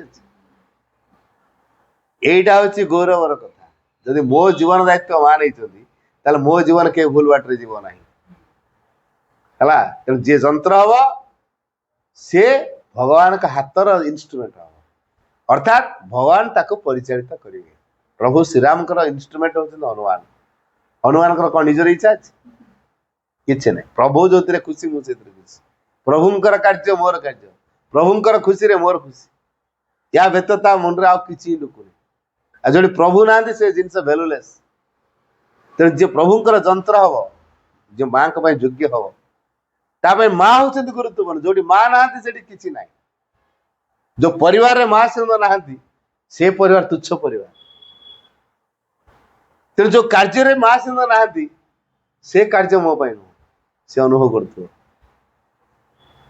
माँ कार्य हूँ मोर कार्य माँ आनंद रे मोर आनंद तेणु माँ सहित जीवन हूँ मोर यथार्थ जीवन ये बोधर से बंचो माँ को बिना जीवन निरर्थक जीवन ये बोधर से चलो ये हूँ जंत्र लक्षण तेणु जे जंत्र से केवल टायर्डनेस फील करे आमर टिके काम करते हम 2 घंटा गला बिल माटी ताड़ी ताड़िका मोर अंटा फुटी सब बथा है आउ हम टे ना 3 घंटा रेस्ट 2 घंटा काम कर 3 घंटा रेस्ट नवा आमर यहाँ हूँ ना है कहीं थकी पड़ू माँ कहले क्लांति और अवसन्नता सूचाई दिए अग्रगति आवश्यक इच्छाटी अभाव है ये कथाटी जानला परे जिते आम भितर क्लांत बोध आसूची कौन चिंता करवा आम भितर कौटी ना कौटी अग्रगति इच्छार अभाव अच्छे क्लांति और अवसन्नता सूचाई दिए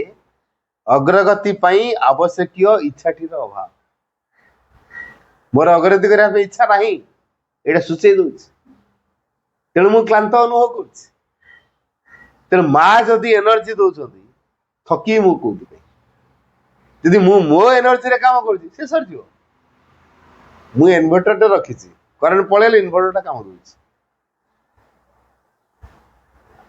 किंतु मुझे डायरेक्ट सोर्स सहित जोड़ देती करेन्ट कटिवार ही ना इन्वर्टर कौन दरकार इन्वर्टर दरकार डायरेक्ट लाइट सहित सोर्स जो अच्छी लाइट सोर्स जे मुझे सहित जोड़ी सब करेन्ट तेना कटिवार ही सी ना तेना इन्वर्टर दरकार हम मनीष बुद्धि करेन्ट पड़े इन्वर्टर लगेदा कर फैन घूरी खरा देले केते गरम इन्वर्टर था अच्छा जी मूल उत्स ता सहित जोड़ी करेन्ट कटो तेणु जी मूल उत्स सहित जोड़ी हो तार तो करेन्ट जीवार ही ना तार तो कौन कथार फेलुअर हबार ही ना तेणु यहाँ हूँ जंत्र काम तार जो एनर्जी आसूची से सोर्स रु सी आस सोर्स सहित से निजक जोड़ दूसरी अहर्निशी पाक सोर्स आसी सोर्स रु एनर्जी अच्छी ये जो अहर्निशी से सोर्स रु एनर्जी पाक अच्छी तेनाली थकिबार चान्स नहीं निज एनर्जी जो सरी जाऊँगी से टायर्ड फिल कर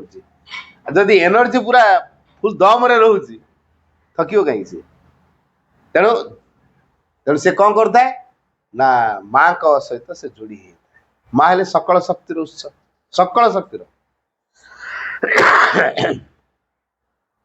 ତୃତୀୟ କଥା ହଉଛି ଯିଏ ମାଙ୍କର ଯନ୍ତ୍ର ହବ ବା ମାଙ୍କ ପାଇଁ ଯିଏ ଯୋଗ୍ୟ ହବ ସେ ତା ଜୀବନ ନିଜର ଇଚ୍ଛା କିଛି ରଖିବନି ହେଲା। ମୁଁ ଏଇଆ ହେବି, ସେଇଆ ହେବି, ସେଇଆ ହେବି। ଇଂରାଜୀରେ ଗୋଟେ ପ୍ରୋଭର୍ବ ଅଛି, ମ୍ୟାନ୍ ପର୍ପୋଜେସ୍ ଗଡ୍ ଡିସ୍ପୋଜେସ୍। ମଣିଷ ତା ନିଜ ଇଚ୍ଛାରେ କି ଯୋଜନା କରି କାମ କରେ, ଭଗବାନ କିନ୍ତୁ ତାକୁ ଓଲଟାଟା କରେ। ତେଣୁ ମ୍ୟାନ୍ ପର୍ପୋଜେସ୍ ଗଡ୍ ଡିସ୍ପୋଜେସ୍। ମଣିଷ ତା ନିଜର କେତେ କେତେ ପ୍ରପୋଜାଲ ସବୁ ରଖିଥିବ, ଏଇଆ କରି ସେଇଆ କରି ସେଇଆ କରି ସବୁ ରଖିଥିବ, ଭଗବାନ ସବୁ ଉଲ୍ଟା ପାଲ୍ଟା କରିଦିଏ। ତା ସବୁବେଳେ ଭଗବାନଙ୍କ ଇଚ୍ଛା କାର୍ଯ୍ୟକାରୀ ହବ ନା ମଣିଷର ଇଚ୍ଛା? ମୁଁ ତାର ଗୋଟେ ପ୍ରାକ୍ଟିକାଲ କଥା କହିବି। ଗୋଟେ ଗରିବ ପରିବାରକୁ ମୁଁ ଯାଇଥିଲି ପାର୍ସଲ ଖୋଲିବା ପାଇଁ। ସେମାନେ ହଉଛନ୍ତି ବାପା ମା ପୁଅଟି ଝିଅଟି। ଗରିବ ଯାହାକୁ କହନ୍ତି, 3 ବେଳା ଖାଇବାକୁ ତାଙ୍କ 3 ବେଳା ତାଙ୍କ ଘରେ ଖାଇବାକୁ। ତାପରେ ତାର ଯେ ପିଲାଟିର ଯେ ମାଉସୀ ସିଏ ପାର୍ସଲ କରେ କ୍ୟାମ୍ପରେ ଯୋଗ ଦିଏ। ମୋ କଥା ଶୁଣିକିରି କହିଲା ଭାଇ ମୋ ଦେଇ ଘରେ ଗୋଟେ ପାର୍ସଲ କରିବା। ହଁ ଠିକ ଅଛି କରିବା। ମୋ ଦେଇ ବହୁତ ଗରିବ, ମୁଁ ଚିନ୍ତା କରନା। ତମେ ଭାବୁଛ ମୁଁ ଏତେ ବାଟ ଯିବି, ଗାଡି ଭଡା ଖର୍ଚ୍ଚ ଚିନ୍ତା କରୁଛ କି? ଗରିବ ହେଲା କଣ ହେଇଗଲା, ପଇସା ନାହିଁ ସେଥିରେ କଣ ଅଛି, ସେଇଟା ମୋ ପାଇଁ ମ୍ୟାଟର ନୁହଁ। ମୁଁ ଯିବି, ଖାଲି ସେଟିଂ କର କୋଉ ଦିନ କେତେଟା ବେଳେ କରିବ। ତମ ଭଉଣୀ ସହିତ କଥା ହେଇକି ମୋତେ ଫୋନ କର। ଯାହା ହଉ ସେ ସେଟିଂ କଲା, ମୁଁ ତାଙ୍କ ଘରେ ପହଞ୍ଚିଲି। ଆମେ ମାଙ୍କୁ ଗ୍ରହଣ କରିବୁ କାହିଁକି? ମୁଁ ୟାରି ଉପରେ ମାଙ୍କ କୃପା କଥା କହିକି ବୁଝଉଥିଲି। ଆମେ ମା ଶିଶୁଙ୍କୁ ଗ୍ରହଣ କରିବୁ କାହିଁକି? ଆମର ତ କେତେ କେତେ ଭଗବାନ ଅଛନ୍ତି ନା, ପୁଣି ମା ଶିଶୁ କଣ ପାଇଁ ଗ୍ରହଣ କରିବୁ? ଏ ମା କଣ କରିବେ ଯେ ଆମେ ତାଙ୍କୁ ଗ୍ରହଣ କରିବୁ? କାହିଁକି ଆମ ଜୀବନରେ ମା ଶିଶୁ ଆବଶ୍ୟକ ଅଛନ୍ତି? ୟାରି ଉପରେ ଫୋକସ ଦେଇ କହୁଥିଲି। ଏଠି ଅନେକ କୃପାର କଥା, ଜ୍ୱଳନ୍ତ ଉଦାହରଣ କଥା କହୁଥିଲି। ପାଠ୍ୟଚକ୍ର ସରିଲା ପରେ ବାପା ମା ଦିଟାକ ମତେ କହୁଛନ୍ତି ଭାଇ ଆମ ପିଲାଟା ଠିକ ହେଇଯିବ ନା? ତା ପିଲାଟା ହଉଛି 2ଟା ଆଶାବାଡି ଧରି ଚାଲୁଛି, ଛୋଟଟି ହେଲା। 2ଟା ଆଶାବାଡି ଧରିଲେ ସେ ଚାଲୁଛି। ମୁଁ କହିଲି ଗୀତାରେ ବି ଲେଖା ହେଇଛି ଯତ୍କୃପା ତମେହମ୍ ବନ୍ଦେ ପରମାନନ୍ଦ ମାଧବମ୍ ପଙ୍ଗୁମ ଲଙ୍ଘୟତେ ଗିରି। ଏଇଟା ଗୋଟେ କୁହାଯାଇଛି, ପଙ୍ଗୁମ ଲଙ୍ଘୟତେ ଗିରି ଯତ୍କୃପା ତମେହମ୍ ମାଧବମ୍। ଯଦି ମାଧବ କୃପା କରିବେ ପଙ୍ଗୁ ମଧ୍ୟ ପର୍ବତ ଲଙ୍ଘନ କରିବେ। ତେଣୁ ଇଏ ପିଲା କାହିଁକି ଦୌଡ଼ିବନି? ଦେଖିବେ କିଛି ଦିନ ପରେ ଯଦି ମାଆକୁ ନିଷ୍ଠାର ସହିତ ଆପଣ ଡାକିବେ, ମା ୟା ଆଶାବାଡି ନେଇଯିବେ। କଣ କରିବୁ ଭାଇ? ମାନେ ମାଆଙ୍କୁ ପ୍ରାର୍ଥନା କର ନା, ଅସମ୍ଭବ ସମ୍ଭବ ହେଇଯିବ। ଇଏ ହଉଛନ୍ତି ରୂପାନ୍ତରକାରିଣୀ ମା। ଇଏ ସବୁ କିଛି ବଦଳେଇ ଦେଇ ପାରନ୍ତି। ଇଏ ଯାହା ଜୀବନରେ ଆସି ତା ଜୀବନର ଗତିପଥ ବଦଳିଯିବ ହେଲା। ୟାର ପୂର୍ବ ଜୀବନ କଣ ଗୋଟେ ଥିଲା, ତେଣୁ ଏଇ ହେଇଛି। ଯଦି ଏଇ ଲାଇଫରେ ସେ ମାଆକୁ ଧରିବ, ତା ଜୀବନର ଗତିପଥ ବଦଳିଯିବ। ଏ ଆଶାବାଡି ମା ନେଇଯିବେ। ସକାଳେ ସନ୍ଧ୍ୟାବେଳେ ତା ପାଇଁ ନିଷ୍ଠାରେ ବସ, ପ୍ରାର୍ଥନା କର ପରିବାର ସାରା। ଗୋଟେ ବୋଲି ପୁଅ ପାଇଛ, ସେ ପୁଣି ଛୋଟା। ସେ ପ୍ରେୟାର କଲେ। ସେତେବେଳେ ସେ 6ଠ ଶ୍ରେଣୀରେ ସେ ପିଲା ପାଠ ପଢୁଥିଲା। ତାପରେ 6 ବର୍ଷ ପାର ହେଇଯାଇଛି। ମୁଁ ଯାଇଛି ପୁଣି ବାର୍ଷିକ ଉତ୍ସବରେ। 6 ବର୍ଷ ପରେ ଗଲାବେଳକୁ ସେ ମେଟ୍ରିକ ପାସ୍ କରିସାରିକି ITI କରିସାରିଛି। ବର୍ତ୍ତମାନ ସେ ଜବ୍ ସନ୍ଧାନରେ ଅଛି। ମତେ ଦେଖା ହେଲା, ତାର ବର୍ତ୍ତମାନ ଆଶାବାଡି ନାହିଁ। ସିଧା ଚାଲିକି ଆସିଲା, ପାଦ ଛୁଇଁ ପ୍ରଣାମ କଲା। ଡେଙ୍ଗା ପିଲାଟା ହେଇଯାଇଛି। ମତେ କହୁଛି ଭାଇ ଚିହ୍ନି ପାରୁଛନ୍ତି? ମୁଁ କହିଲି ନା, ମୁଁ ତ ଜାଣିପାରୁନି। ମୁଁ ହଉଛି ମୁନୁ। ଆରେ ମୁନୁ ତୋର ଆଶାବାଡି? ଆପଣ ତ କହିଥିଲେ ମୋ ଆଶାବାଡି ମା ନେଇଯିବେ ବୋଲି, ଆଉ ନେଇଯାଇଛନ୍ତି। ମା କଣ କରିଛନ୍ତି ମୋ? ମାନେ କୃତଜ୍ଞତାରେ ମୋ ଭିତରଟା କଣ ହେଇଗଲା ହେଲା। କୃତଜ୍ଞତାରେ ମୋ ଭିତରଟା କଣ ହେଇଗଲା। ଜନ୍ମରୁ ହେଇଥିଲା ବା। ହଁ, ମା କି କୃପା କଲେ, ଅଦ୍ଭୁତ ପରିବର୍ତ୍ତନ ହେଇଗଲା। ତା ଆଶାବାଡି ହେଇଗଲା, ସେ ଚାଲୁଛି ବର୍ତ୍ତା। ତାପରେ ତା ବାପାର ଆଜମା ପେସେଣ୍ଟ, ମା ମୁଢି ବାଜୁଛି, ମଟର ପ୍ୟାକେଟ, ବାଦାମ ମଞ୍ଜି ପ୍ୟାକେଟ କରିକି ସେ ଦୋକାନ ମାନଙ୍କର ସପ୍ଲାଏ କରୁଛି। ମୁଢ଼ି ଅଛି, ନଳି ପାମ୍ପଡ଼, ବାଦାମ ମଞ୍ଜି, ମଟର, ସୋଲା ଏସବୁ ପ୍ୟାକେଟ୍ କରିକି ତ ଦୋକାନ ମାନଙ୍କର ସପ୍ଲାଏ କରି ପରିବାର ଚଳୁଛି। 3 ବେଳା ଠିକରେ ଖାଇବାର ନାହିଁ ହେଲା। ବର୍ତ୍ତମାନ ପିଲା ସେଠି ମୁଁ କିନ୍ତୁ ITI କାହିଁ କଲୁ?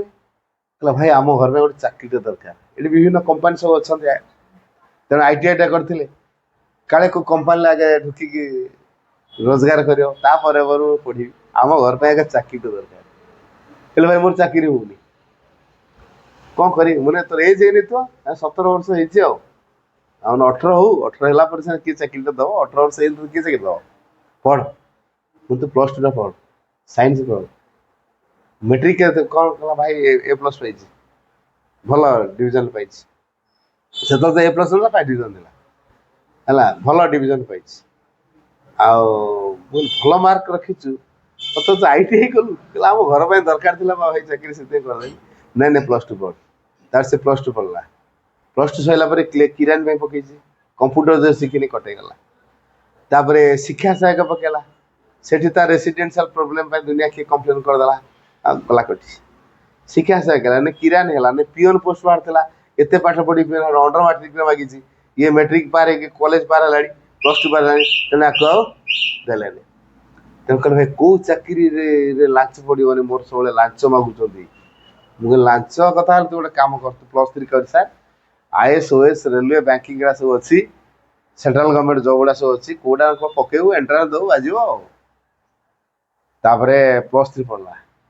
କହିଲା ଭାଇ ଆପଣ ନମ୍ବରଟା ଟିକେ ମୋତେ ଦିଅନ୍ତୁ, ମୋର ଆପଣଙ୍କ ଯୋଗାଯୋଗଟା ବହୁତ ଜରୁରୀ। ସେ ନମ୍ବର ରଖିଲା, ବରାବର ଯୋଗାଯୋଗ କରି ଚାଲିଲା। ଏ ଯେଉଁ ଯୋଗାଯୋଗ କରି ଚାଲିଲା, ତାପରେ ଯେତେବେଳେ +3 ସରିଲା, କହିଲା ଭାଇ କ'ଣ କରିବି, ମୋ ଲାଇଫରେ ଚାକିରି ନାହିଁ। ମୁଁ ଚାକିରି ପାଇଁ କାହିଁ ତୁ ବ୍ୟସ୍ତ ହଉଛୁ? ତୁ ମାଆଙ୍କୁ ଡାକି ଚାଲ, ମାଆଙ୍କୁ ଡାକି ଚାଲ, ମା ନିଶ୍ଚିତ ତୋ କଥା ଶୁଣିବେ। ତୋ କଥା ଶୁଣିଛି ନା ନାଇଁ କହ ନା ଦେଖିଆ। ତ ଆଶାବାଣୀ ନିଆଯାଇଛନ୍ତି, ମା ଶୁଣିନାହାନ୍ତି? ହଁ ଭାଇ, ହେଲେ କ'ଣ କରିବି? ସେଠୁ ଯେତେବେଳେ ଗ୍ରାଜୁଏସନ୍ ସରିଲା, କହିଲା ଆମର ସବୁଠି ଲାଞ୍ଚ ଭାଇ ମାଗୁଛନ୍ତି, କେଉଁ ଚାକିରିରେ ଲାଞ୍ଚ ନାହିଁ କୁହନ୍ତୁ? ପକ୍କା ସେଣ୍ଟ୍ରାଲ ଗଭର୍ଣ୍ଣମେଣ୍ଟ ଯୋଗୁଁ ପେପରରେ OS ପରୀକ୍ଷା ପାଇଁ OPSର ବାହାରିଥିଲା, ମୁଁ ଦେଖିଦେଲି। OPSର ବାହାରିଛି, ପକଉନୁ। OPS ପରୀକ୍ଷା ଦେଲା, ମେନ୍ ପରୀକ୍ଷା କ୍ଲିୟର କରିଦେଲା ହେଲା। ତାପରେ ଆଡିସନାଲ ତହସିଲଦାର ତା ପୋଷ୍ଟିଂ ହେଇଛି ହେଲା।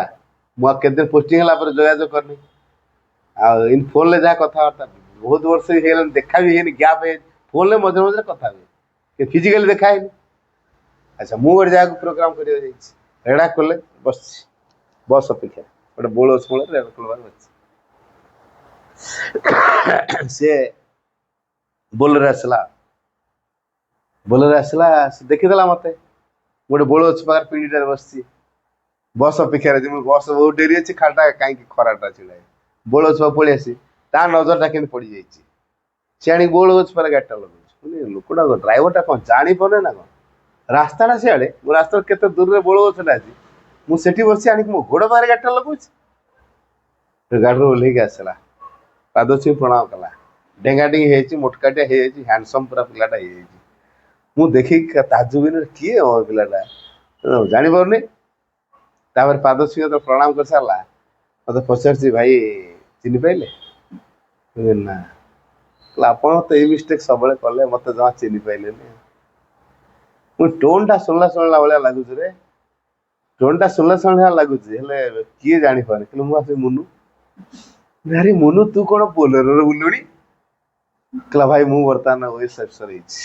ମା ମତେ OS ଅଫିସର କରିଛନ୍ତି ହେଲା, ତହସିଲଦାର, ମୁଁ ଆଡିସନାଲ ତହସିଲଦାର ପୋଷ୍ଟିଂ ପାଇଛି, ମୋର OS କ୍ଲିୟର ହେଇଯାଇଛି। କ'ଣ କହୁଛୁ ତୁ? ଦେଖ, ତୁ କହୁଛୁ ମୁଁ ପିଅନ ହେବି, ମୁଁ କିରାନୀ ହେବି, ମୁଁ ଗୋଟେ ଫିଟର ହେବି, ଗୋଟେ ଇଲେକ୍ଟ୍ରିସିଆନ ହେବି, କିନ୍ତୁ ମା କହୁଛନ୍ତି ତୁ OS ଅଫିସର ହବୁ ହେଲା। ତେଣୁ ମାଙ୍କ ଇଚ୍ଛା କାର୍ଯ୍ୟକାରୀ ହବ ନା ତୋ ଇଚ୍ଛା କାର୍ଯ୍ୟକାରୀ ହବ? ଚିନ୍ତା କର ନା ଭାଇ, ମାଙ୍କ ପ୍ରତି ମୋର ବହୁତ ବହୁତ କୃତଜ୍ଞତା। ତତେ ଏଇ ଯୋଉ କିଛି କିଛିଟା ଦେଲେ ନେଇ, ଶିକ୍ଷା ସହାୟକ ହେଲା ନେଇ, କିରାନୀ ହେଲା ନେଇ, ପିଅନ ପୋଷ୍ଟ ହେଲା ନେଇ, ଫିଟର ହେଲା ନେଇ, ଇଲେକ୍ଟ୍ରିସିଆନ ହେଲା ନେଇ, ତାର କାରଣ କ'ଣ?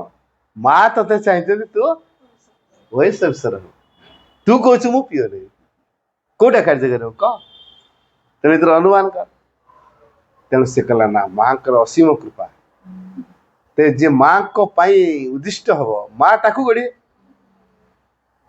केते धैर्य रखी से पिला पुणी बापा माँ को पणिचे नेलु ना बापा देह के बापा देह दिन दिन क्रिटिकाल होची जहाँ डॉक्टर फॉर दे ट्रीटमेंट चले परिवार सारा को लेकिन प्रोबेशन पीरियड सरले आम परिवार सारा पणिचे जीव हाँ माँ को केवे छाड़बी आपण भाई मो लाइफ रे केवे भूलिबेनी कारण मु तो केते लोक पिला संस्पर्श आसुची मोर भूल जाटा सहज ना भाई मु आपन को मो लाइफ रे केवे भूल पारिनी कारण आपणकर प्रत्येक कथा मो लाइफ रे गोटे गोटे छिटा पड़ जाइए जो प्रेरणा देती फोन ले पचारे डिप्रेशन को आसे आप पचारे उत्तर दिखती मु स्ट्रंग हो जाए आपड़ गोटे दीपद कथा शुणिले मुझे भावे जमी मत माँ कहते ये कथा तेणु ये जो भितर जो डिप्रेशन अवस्था जो आसी जाऊँगी मत सब जोगाजोग कर कौन कहे माँ को बाणी ही कहे माँ सब बाणी गुड़ा को शक्ति रूप व्यवहार कर सी हितोपदेश नुहे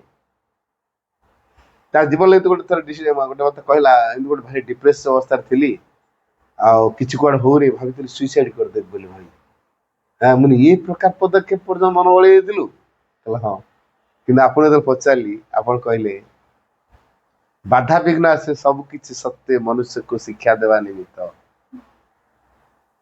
जहाँ जीवन रे बाधा विघ्न आसे ता जीवन बहु संभावना रे पूर्ण भागवत करुणा को बाधा विघ्न रूप से प्रेरणा करा जाई थाए आम सतार जो अंश रे भागवत प्रभाव को अस्वीकार हुए से ही बाधा विघ्न उत्पत्ति हुए बाधा विघ्न जेते विराट अग्रगति सेते विशाल इमती केतरा कथा भाई कही तू कौन एग्जाक्ट बाणी गुड़ा मन रखीचु कहला आपण कथा मो लाइफ रे मेंटेन कर कथा गुड़ा शुणला पर मु स्ट्रांग है सुइसाइड फिसाइड अटेम्प छाड़देली भावना दूरे देली मेंटली स्ट्रांग है भाविली मो लाइफ मो परिवार एत दुख कष्ट भितर अच्छा माने मोर कि संभावना अच्छी तेणु मुझे स्ट्रांग तेणु मुझे आपन मो लाइफ रे के भूलिनी ठीक है मु भूली जाटा भाई सहज कहीदेली मु भूली जाटा भारी सहज कहीं ना केते लोक सहित मु आसूची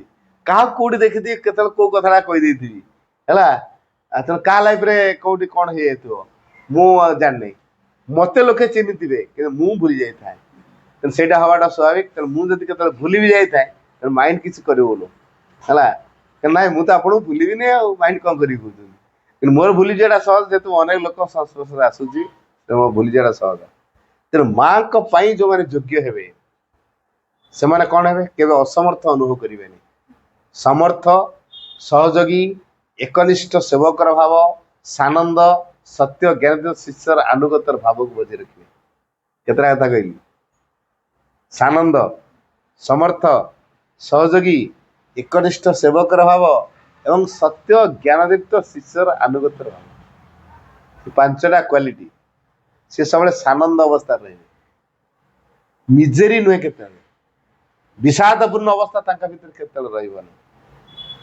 सब खुशी चेयरफुल है पैसा नहीं कौन है पैसा कौन सुखर उत्स पैसा पैसा सुखर उत्स ना पैसा नाला कौन है पैसा आम धनी कर परिचय दिए आम कह कौन ना आजिकल जहाँ पारे बहुत पैसा अच्छे बहुत धनी धनी हो पारे भगवान दृष्टि कौन दारुण दुर्गतिर अभिशाप कथा बोली लिखिं गोटे बही रेफरेन्स दूसरी जोगाधार प्रसंग रे प्राय 197 पेज आड़ को क्वेश्चन अच्छी मोर अर्थ अच्छी अधिक अर्थ मु चाहूँगी यार व्याख्यान रे माँ को गोटे डिबेट अच्छी प्राय 3-4 पेज 5 पेज खंडे के चमत्कार माँ से लिखिं अर्थ जहाँ पाखे रही क्यों विपदर कारण दारुण दुर्गतिर कथा संकटर कथा और अभिशापर कथा कही तेणु अर्थ को कौ मैंने अधिकार करेंगे जो मैंने कामना वासना आसक्ति और प्रतिक्रिया मुक्त पृथ्वी पर व्यापक एक चेतनार अधिकारी से मैंने अर्थर अधिकारी आम टे निजक पचार कामना वासना आसक्ति प्रतिक्रिया मुक्त कि पृथ्वी पर व्यापक एक चेतनार अधिकारी कि मालिक हो चाहूँ तेना विपदर कथा हेनी संकटर कथा हेनी दुर्गतिर कथा हेनी ଅଭିଶାପର କଥା ହବ। ତେଣୁ ପଇସା ଆମ ପାଇଁ ବଡ ଜିନିଷ ନୁହେଁ, ମାଙ୍କ କୃପାର ଅଧିକାରୀ ଆମେ ହେଇପାରୁଛୁ ନା, ଏଇଟା ହଉଛି ଗୁରୁତ୍ୱପୂର୍ଣ୍ଣ। ମାଙ୍କ କୃପା ଯାହା ପାଖରେ ଅଛି, ଯାହାଠି ମା ଅଛନ୍ତି ସେ ସବୁବେଳେ ପ୍ରସନ୍ନ। ସାଇକିକ ଆୱେକେନ ଯାହାଠି ହେଇଛି ସେ ସବୁବେଳେ ଖୁସି ମିଜାଜରେ ଥାଏ ହେଲା। ସାଇକିକ ଓପନ ହେଲେ ଅଟୋମେଟିକ ଖୁସିଟା ପଳେଇ ଆସିବ। ତେଣୁ ସବୁବେଳେ ପ୍ରସନ୍ନ ହବ, ସାନନ୍ଦ। ସମର୍ଥ ସେ ତା ନିଜ ସାମର୍ଥ୍ୟରେ କରେନି, ମାଙ୍କୁ ଆଣିକି ଯୋଡ଼ିଦବ। ମାଙ୍କ ଏନର୍ଜି ତାକୁ କାମ କରେଇଦବ। ସେ ନିଜେ ସିନା କାମ କରୁଥିଲେ ତା ଶକ୍ତିଟା ଦୁର୍ବଳ ହେଇଯିବ, ସେ ଥକି ପଡିବ। ଆଉ ମାଙ୍କ ସହିତ ସେ ଯୋଡି ହେଇଯାଇଛି, ଆଉ ତେଣୁ ମାଙ୍କ ଶକ୍ତି ତାକୁ ପରିଚାଳିତ କରୁଛି। ସିଏ କଣ କରୁଛି କି? ଲୋକେ ଦେଖୁଥିବେ ମା ନା, ଲୋକେ ଦେଖୁଥିବେ ଅଜୟ ଭାଇ କରୁଛନ୍ତି କି ସେ ଜୟନ୍ତ ଭାଇ କରୁଛନ୍ତି କି ସନ୍ତୋଷ ସେବା କରୁଛନ୍ତି କି ଲିଲି ଅପା କରୁଛନ୍ତି। ଆଜ୍ଞା ଆଜ୍ଞା। ତେଣୁ ମାଙ୍କୁ ଡାକିଦେଲା ପରେ ମା କରେଇ ନିଅନ୍ତି। କେମିତି କରେଇ ନେବେ ସେଇଟା ଆମେ ହିସାବ କରିପାରିବାନି ହେଲା। ଏଇଟା ହୁଏ। ଆମକୁ ମା ବ୍ୟବହାର କରୁଛନ୍ତି। ଲୋକ ଦେଖୁଥିବେ ହଁ ମାନେ ସେବା କଲେ କି ଲିଲି ଅପା କଲେ କି ସେ ମମତା ଅପା କଲେ, କିନ୍ତୁ ପ୍ରକୃତିରେ କରୁଥିବେ କି ମା କରୁଥିବେ। ତେଣୁ ଏଇ ଯୋଉ ମାଙ୍କ ସହିତ ଯୋଡି ହେଇଗଲେ ଆମେ ସମର୍ଥ ହେଇଯିବା। କେବଳ ସମର୍ଥ ନୁହେଁ, ସାନନ୍ଦ ସମର୍ଥ ସହଯୋଗୀ। ମାତୃ କାର୍ଯ୍ୟରେ ଆମେ ସହଯୋଗ ସବୁବେଳେ ରହୁଥିବ। ଅନେକଙ୍କୁ ଡାକୁଥିବା ଭଗବାନଙ୍କ କାର୍ଯ୍ୟକୁ, ତାଙ୍କ ସହିତ ମିଶିକି ଆମେ କାମ କରୁଥିବା। ଅସହଯୋଗତା କେବେ ରହିବନି। ଭଗବାନ କାର୍ଯ୍ୟରେ ସବୁବେଳେ ସହଯୋଗ। ଏଇ ସଂକଳ୍ପଟା ଆମର ତିଆରି ହଉ, ମୁଁ ଭଗବାନ କାମରେ ସବୁବେଳେ ସହଯୋଗ କରିବି। ଆଗ ଭଗବାନ କାମ, ପଛେ ମୋ ବ୍ୟକ୍ତିଗତ କାମ। ପ୍ରାୟୋରିଟି ଦିଆଯାଉ ଭଗବାନଙ୍କ କାମକୁ। ଜୀବନରେ ଯଦି ଆମେ ଗୁରୁତ୍ୱ ଦେଲେ ଭଗବାନ କାମକୁ, ତାହେଲେ ଭଗବାନ ଆମ ପାଇଁ ନିଶ୍ଚିତ ଗୁରୁତ୍ୱପୂର୍ଣ୍ଣ ହେଇଯିବେ। ଯଦି ଆମେ ଭଗବାନଙ୍କୁ ଗୁରୁତ୍ୱ ଦେଇନୁ, ତାହେଲେ ଭଗବାନ ଆମ ପାଇଁ କାହିଁ ଗୁରୁତ୍ୱପୂର୍ଣ୍ଣ ହେବେ କୁହନ୍ତୁ? ଯଦି ଆମେ ଭଗବାନଙ୍କୁ ଆମେ ଗୁରୁତ୍ୱ ଦେଇନୁ, ଭଗବାନ ଆମକୁ ଗୁରୁତ୍ୱ ଦେବେ କି? ଯଦି ଆମେ ଭଗବାନଙ୍କୁ ଗୁରୁତ୍ୱ ଦେଲୁ, ତାହେଲେ ଭଗବାନ ଆମକୁ ଗୁରୁତ୍ୱ ଦେବେ। ତାହେଲେ ଆମ ଜୀବନ ଯଦି ଗୁରୁତ୍ୱପୂର୍ଣ୍ଣ ହଉ ବୋଲି ଆଶା କରୁଛୁ, ତାହେଲେ ଭଗବାନଙ୍କୁ ସବୁବେଳେ ଗୁରୁତ୍ୱ ଦେବା, ଭଗବାନ କାମକୁ ବି ଗୁରୁତ୍ୱ ଦେବା। ତେଣୁ ମାଙ୍କୁ ଆମେ ସବୁବେଳେ ଗୁରୁତ୍ୱ ଦେବା ହେଲା। ତେଣୁ ସହଯୋଗ କରିବା, ଅସହଯୋଗ କେବେ ନୁହେଁ। ତେଣୁ ସମସ୍ତଙ୍କୁ ନେଇକି ଯେତେବେଳେ କାମ କରିବା, ବାଲାନ୍ସ ରଖିବାକୁ ପଡିବ। ଆମ ଭିତରେ ଗୋଟେ ହାରମୋନି ରଖିବାକୁ ପଡିବ। କେତେ ସହିବାକୁ ପଡିବ, କେତେ ନୀରବ ରହିବାକୁ ପଡିବ, କେତେ ଶାନ୍ତ ଅବସ୍ଥା ରଖିବାକୁ ପଡିବ, ଆଉ ପ୍ରେମ ଭାବକୁ ରଖିବାକୁ ପଡିବ। ତାହେଲେ ଆମେ ସମସ୍ତଙ୍କୁ ସହଯୋଗ କରିପାରିବା। ସମର୍ଥ, ସହଯୋଗୀ, ସାନନ୍ଦ, ଏକନିଷ୍ଠ ସେବକର ଭାବ। ସେବକର କାମ କଣ? ସେବା କଲେ ଯାଇକି ଆନନ୍ଦ ପାଏ। ମୁଁ ଯାହା କରୁଛି ସେବାରେ କରୁଛି। ସେବା କେତେବେଳେ କୁହାଯିବ? ଯଦି ମୁଁ ଫଳ ଆଶା କିଛି କଲି, ଏଟା ସେବା ହବନି। କିଛି ଫଳ ଆଶା ନାହିଁ କିନ୍ତୁ କରୁଛି, ମୁଁ ସେବା କରୁଛି, ଆଉ କିଏ କରିପାରୁଛି ଏମିତି? ସିଏ ତ ଅହଙ୍କାର ହେଲା, ଏଟା ସେବା ନୁହେଁ। ମୁଁ ଭଗବାନଙ୍କର ସେବା କରୁଛି ବୋଲି ସିଏ ଗୋଟେ ଅହଙ୍କାର ନା। ତ ସେବା ଯେତେବେଳେ କରାଯାଏ କିଛି ଆଶା କରାହବନି। ତାକୁ ସେବାରେ ଆନନ୍ଦ ନବା। ନିରଙ୍କାର କର୍ମୀ ପକ୍ଷେ ଏହା ଯଥେଷ୍ଟ ପୁରସ୍କାର ବୋଲି ଲେଖା ହେଇଛି ହେଲା। ତେଣୁ କର୍ମ ଭିତରୁ ଆନନ୍ଦ, ଏଇଟା ହଉଛି ବଡ ପୁରସ୍କାର ଆମ ପାଇଁ। କର୍ମ ଭିତରୁ ଆନନ୍ଦ। Take pleasure whatever you do, never do anything for the sake of pleasure. ଆମେ ଯାହା କରୁଛେ ତା ଭିତରେ ଆନନ୍ଦ ନବା, କିନ୍ତୁ ଆନନ୍ଦ ପାଇଁ କୌଣସି କାମ କରିବା ନାହିଁ। ତେଣୁ ସେ ଆନନ୍ଦ ହଉଛି ଆମ ପାଇଁ ବଡ ପୁରସ୍କାର। ସେବା କରିଚାଲେ ଗୋଟେ ଆନନ୍ଦ ମିଳେ। ଭଗବାନ କାମ ନ କଲେ ମତେ ଆନନ୍ଦ ପାଇପାରିବିନି। ତେଣୁ ମତେ ଆନନ୍ଦ ଦରକାର, ମୁଁ ଭଗବାନ କାମ କରିବି। ତେଣୁ ଯିଏ ଯୋଉ କାମ କରୁଛନ୍ତି ସେଟା ଭଗବାନଙ୍କର କାମ ବୋଲି ଭାବିକି କରନ୍ତୁ। ସେଥିରେ କିଏ କଣ କହିଲା ନ କହିଲା, କୋଉ ପ୍ରକାର ରିମାର୍କ ଦେଲା, ସେଟାକୁ ଭ୍ରୁକ୍ଷେପ କରିବେନି ହେଲା। ଭଗବାନ କାମ କରିବାରେ, ଭଗବାନଙ୍କ ସେବା କରିବାରେ ମୁଁ ତ ଆନନ୍ଦ ରହୁଛି ନା। ମୋର ସେ ସେବା କଲେ ଆନନ୍ଦ ମିଳିବ। ମୁଁ ସେବା ନ କରି ମୁଁ ଆନନ୍ଦ ପାଇପାରିବିନି। ବାସ୍ ତାର ସତ୍ୟ ଜ୍ଞାନଦୀପ୍ତ ଶିଷ୍ୟର ଆନନ୍ଦ। ସତ୍ୟ ଜ୍ଞାନରେ ଆମେ ଦୀପ୍ତିମନ୍ତ ହେଇ ଉଠିବା। ଆମ ଭିତରେ ସତ୍ୟ ଜ୍ଞାନଟା ଅଛି, ଅର୍ଥାତ୍ ଅନ୍ତରାତ୍ମା ଦ୍ୱାରା ପରିଚାଳିତ। ଆଉ ଶିଷ୍ୟ ଭଳି ଭାବ ରଖିବା। ଶିଷ୍ୟର କାମ କଣ? ଗୁରୁଙ୍କ ପରି ସେ ହେଇ ଉଠିବ। ଯଦି ମୁଁ ମାଙ୍କର ଜଣେ ଶିଷ୍ୟ ହେବି, ତାହେଲେ ମୁଁ ମାଙ୍କ ପରି ହେବି। ମା ଯଦି ଭଗବାନ, ତାହେଲେ ମୋ ଭିତରେ ଭଗବତ ଗୁଣ ଧର୍ମ ପ୍ରକାଶ ପାଇବ। ମାଙ୍କର ଇଚ୍ଛା ହିଁ ମ୍ୟାନିଫେଷ୍ଟ ମୋ ମାଧ୍ୟମ ଦେଇ। ମାଙ୍କର ସଂକଳ୍ପ ହଉଛି ମୋର ସଂକଳ୍ପ, ମାଙ୍କର କାର୍ଯ୍ୟ ହଉଛି ମୋର କାର୍ଯ୍ୟ, ମାଙ୍କର ଆନନ୍ଦରେ ମୋର ଆନନ୍ଦ। ଅର୍ଥାତ୍ ମାଙ୍କର ପରି ମତ ହବାକୁ ପଡିବ। ସିଏ ଯଦି ଡିଭାଇନ୍, ମୁଁ ବି ଡିଭାଇନ୍ ହେବି। ସାବିତ୍ରୀ ସେ କଥା ଲେଖା ହେଇଛି, his human person we must go divine. ତାଙ୍କର ମାନବୀୟ ଅନୁସାରେ ଆମେ ଦିବ୍ୟ ହେଇ ଉଠିବା। ତେଣୁ ଆମେ ଯଦି ତାଙ୍କରି ମାନବୀୟ ଅଂଶ, ଆମେ ଦିନେ ତାଙ୍କରି ପରି ଦିବ୍ୟ ହେବା, ତ ମାଙ୍କ ପରି ହବା।